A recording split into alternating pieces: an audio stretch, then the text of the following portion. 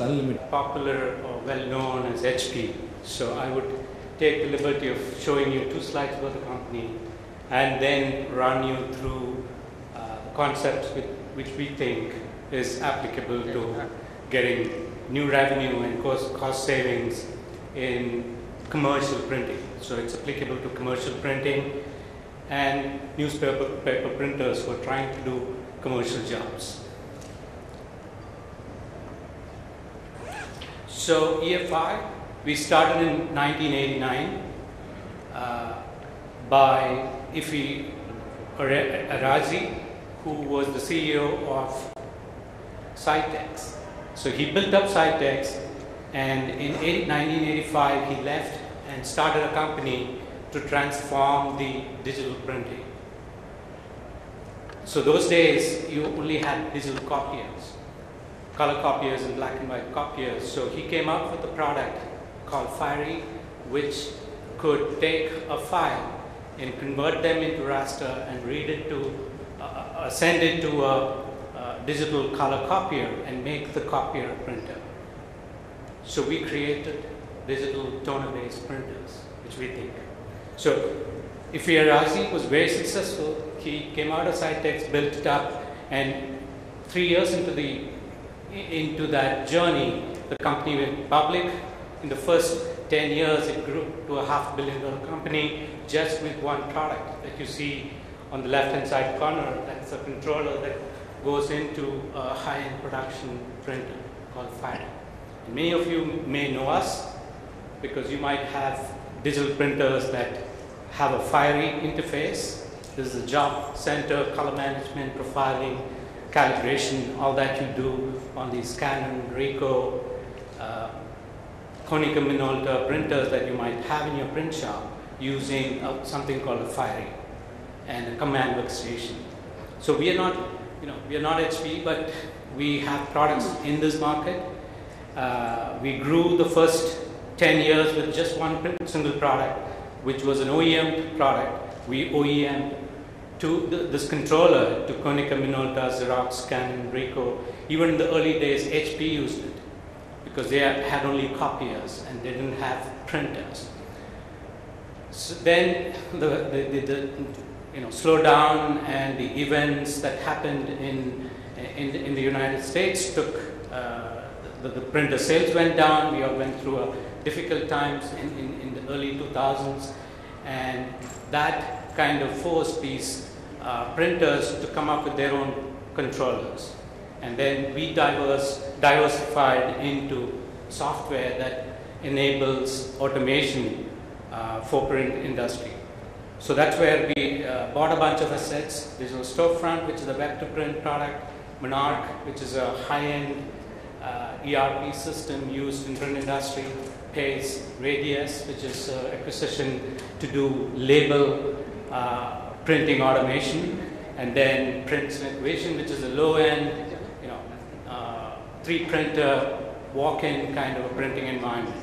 And we grew the revenue again to close to $600 million. Then again, the second cycle, or the 2009, hit us, like many of you in the here, and then we diversified into inkjet printing. So today we have ink and inkjet printers used in label printing and wide format inkjet printing. So that's what we are.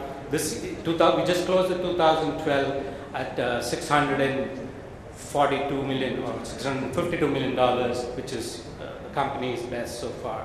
So it's a company that's focused on digital color printing and providing automation solutions to printers. That's what EFI is.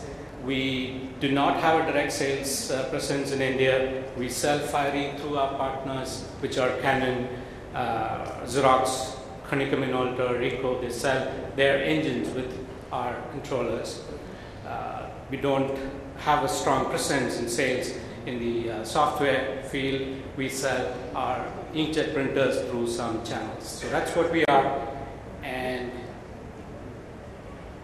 we have over close to 2 million Fiery installations through our partners in the world. We have over 12,000 print shops running automating their operations through our software, and then about 3,600 supervised printers globally. Over 30%, we have 30% CAGR on UV ink that is used on our own inkjet printers, used in label printing and white format printing. So that's a brief about what we do. We have solar products that can automate your print operations. So now I'll speak about a few technology happenings that are around you, or technology capabilities that are around you to automate your print operations so that there is substantial cost savings and you can reach your services, your products to more customers. So one of the things that's happening around us is this explosion of mobility, or the concept of mobility. Customer needs and customer expectations because of mobility is changing. People want to see their mails every other minute. People want to access everything and anything from their iPads or iPhones or Blackberries or Samsung phones. People want to book their tickets, buy e-commerce, see where the stuff is landed at a given point in time. So the need for information or need for what business can provide to them is increasing.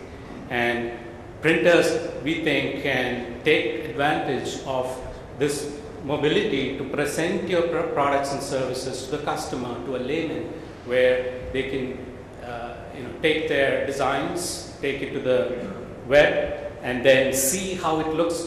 What you see on the screen is an example of web to print, where web to print has reached today, where a customer can upload a document and see how it will look when it is printed, and then place the order. So systems today allow you that, and once they place the order, they can come and check where is it standing, where is it in the print shop, as to where is it produced and is it shipped. So there's a huge area around you which enables your business to be exposed to anybody and everybody who needs a printed output. The next concept that we want to introduce to you is print production is not a manufacturing operation. It's not, in a typical manufacturing company, you talk in terms of bill of materials, bill of processes, and an MRP run or material resource planning run that you do every week or a month. And then you talk in terms of capacity planning. You look at what you need to produce for the next 1 year or 2 years, and then define the capacity that you need. Whereas if you look at a print shop, it's a commercial print shop, it's very much a job shop kind of an environment. You don't know what is going to come into your shop tomorrow. And when that job comes in, how do you produce it most optimally is the issue. So there, the whole estimation process, so you cannot have an elaborate steps of preparing the bill of materials and then defining how you produce it, and then go and look at what kind of equipment is required, and then go buy them, set it up. That's not the way printers work. You have a bunch of equipment, whether it's offset or digital or flexo, you have a bunch of equipment in your shop, a bunch of finishing equipment in your shop, and a bunch of relationships that helps you to offshore or subcontract some of these steps. And using that information, how quickly you can turn around and deliver is the issue. It's not about capacity planning, it's not about defining the bottleneck, meaning what is the most utilized equipment in the shop. It is all about today, one bindery could be the bottleneck, tomorrow it could be something else, it could be a saddle stitch. So the very approach to automation cannot be an MRP oriented or material resource planning oriented, but it has to be an estimate, planning each job, scheduling each job, and delivering it on time to your customer. So the whole concerns in the print industry is quite different from that of a car manufacturer or a scooter manufacturer. So that orientation is different. There are systems today that are very, very custom built for print industry, which can quickly estimate using the information that is available or capacity that is available, people who are available today, and then come up with an optimum plan and a schedule, as opposed to deciding when you have a book, you always print it in a certain fixed manner. So this is so the whole manufacturing automation approach in print industry has to be quite different from standard ERP approach. And the other concept is, we talked about the other problem that you have is the same book that you see on the left hand side can be produced in 10 different ways. You can split it into black and white and color, you can do some digital, some offset, some sheet fed, some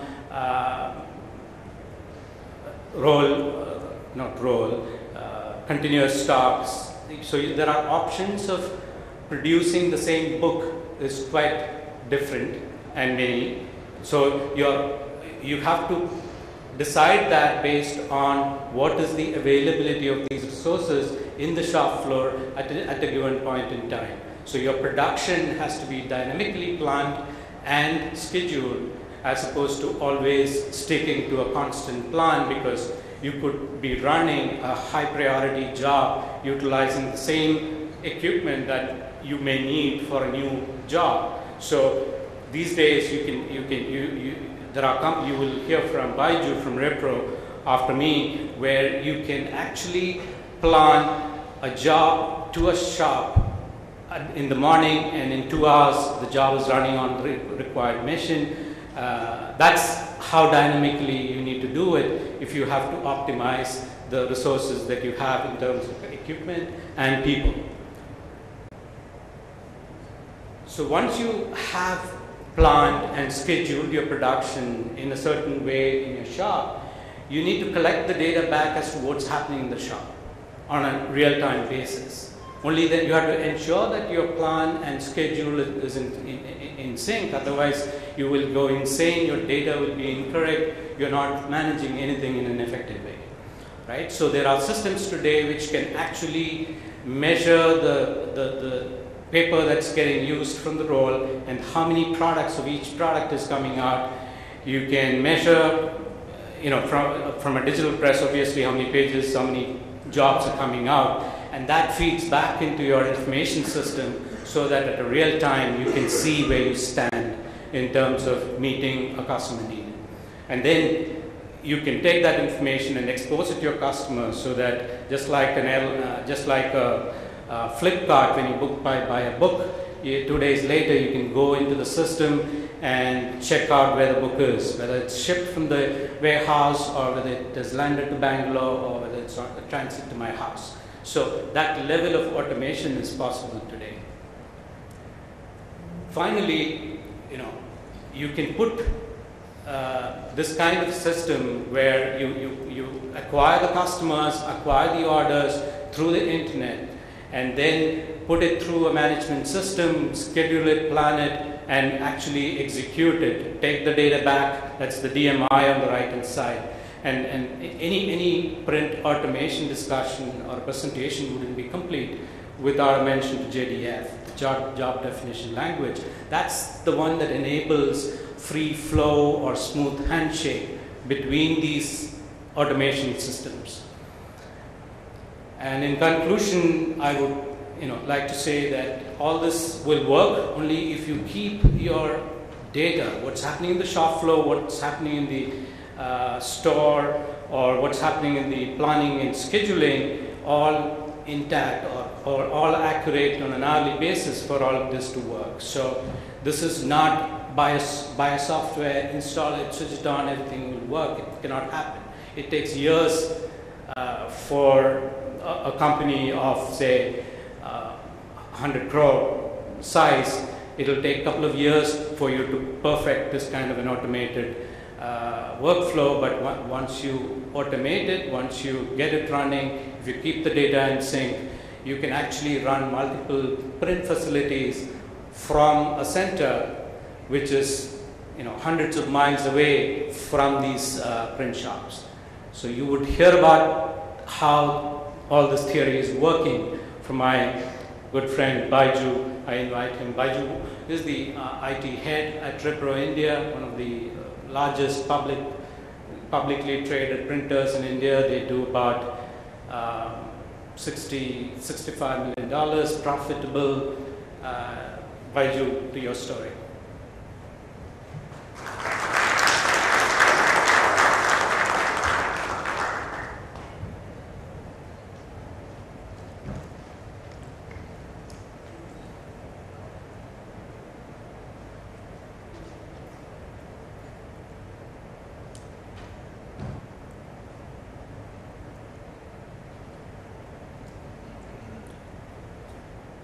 Good afternoon, everyone. Three things we heard in the morning. NPES touched upon them when he started with. The business of business. The second was the wow effect for the customer. And then the convergence as well as coexistence of digital or the online versus the hard copy or the brick and mortar.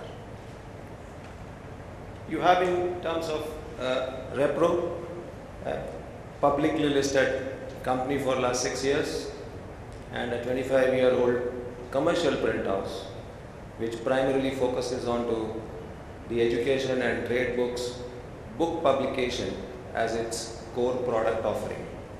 And we will share with you most of the people here who are into the commercial print space to understand that how technology can help you think of the business of business in a better manner and then create a certain amount of wow effect for the customers in a market like our country, which is surely very price sensitive.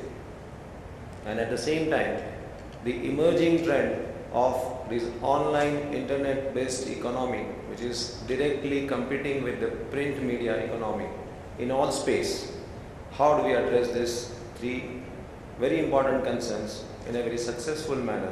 So I am happy to share with all of you our experience of last 5 years that we had journey with EFI on their various product platform.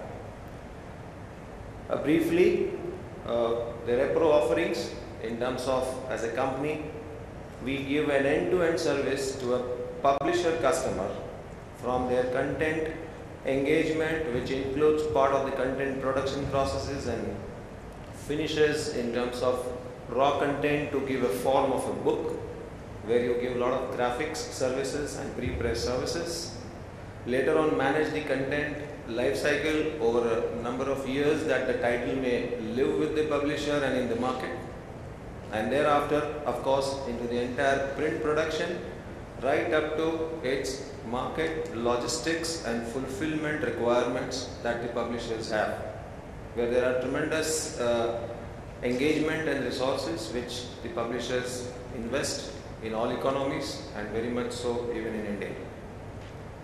A typical, since we are talking about business of business, you would be interested in understanding that having invested a significant value in terms of this kind of a solutions, technology in the back office, which is outside the production environment, so to say. Did the company fare well? And I can show it to you that consistently the business of the company has been growing, not necessarily because we invested in technology, but the technology supported that growth very well, and as a result the profitability also could be maintained. And the reflection of profitability in Indian scenario, or for that matter any listed company, is also reflected by way of how the stock performs in the stock markets. Essentially, Repro has in last 4 years close to doubled their market capitalization because of the internal efficiencies and a certain value proposition that it could carry to the customers. And that's another angle of looking at it, that does this kind of investments and initiatives make sense to even listed companies. What I mean by this is not necessarily that you have to be a large corporation to afford this kind of efficiencies. The smaller the organization, it has much importance in terms of integrating the various processes and ultimately enabling the customer to do better, because we do business to make our customers do better in some area where they are engaging with us. Let me take you through a very quick few shots of initiatives that we have taken which has helped us, and here is one of them. I am touching upon the third point that we started with, the convergence and the coexistence of online or digital with the conventional or the brick and mortar. And you can see here we have, as a part of the suite of technologies that we took with the EFI platform, is a web to print, as it is popularly known, and typically in their product terminology it is known as a digital storefront. We have approximately little less than 10% of our business coming from the digital printing space. We were one of the pioneers in India as a large commercial print house to do digital printing for a lot of international large customers on a very elaborate supply chain model. Today we have given that concept, which was earlier driven by large companies like Microsoft and Oracle with us in the IT industry, to even the smallest of the publishers doing trade publishing. They can host the entire set of their titles on particularly the back titles, which are not in circulation really, but which is a dormant revenue stream. They can host all of them on our storefront, which is branded for that particular customer, and then the customers or their supply chain down the line can order it through this website, and then we will do digital print on demand, or if the run sizes are significant, they could be short run on sheet feds or on the web, as we support all the three technologies. And since we do end-to-end production integration in-house, so even the CTP infrastructure is part of the setup. So if somebody needs very large runs at a short notice, we have the capabilities in-house to do a quick turnaround. Using this platform, the benefit to the customer was he could extend his market reach to the online segment. As you can see, every small publisher is not capable of running an e-commerce kind of an environment from his own shop. The economies and the skill sets